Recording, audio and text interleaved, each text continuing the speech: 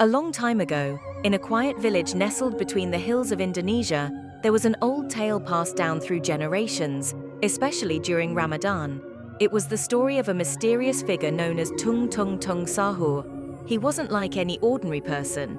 The villagers described him as a tall wooden figure with long limbs, almost like a giant walking drum. In his hand, he always carried a thick wooden stick, which he used to tap the ground in a rhythmic beat. Every morning before the break of dawn, as the time for Sahur, the meal before fasting, approached, Tung Sahur would roam the village, hitting his stick on the earth, tung, making a loud sound that echoed through the streets. But there was something eerie about him. If anyone failed to wake up after hearing his call 3 times, Tung Sahur would appear at their doorstep. One night, a young boy named Akim was especially exhausted. His mother called him once, then twice. He remained in bed, too tired to respond. On the third call, he barely stirred. The house fell silent.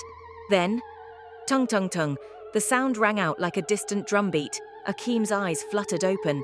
The sound was growing louder. He turned toward the window and saw the silhouette of a tall, round figure carrying a bat-like stick. It was Tung Sahur. The door creaked open, and Akim froze in fear. Tung Sahur stepped inside, his wooden body creaking with every move. In a deep, booming voice, he said, "Wake up, it's time for Sahur." Akim shot out of bed, running to the kitchen.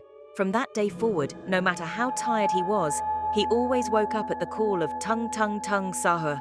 He never wanted to risk another visit from the strange figure again. This was one of the many tales of Tung Sahur. Like, subscribe and follow for more brain rot.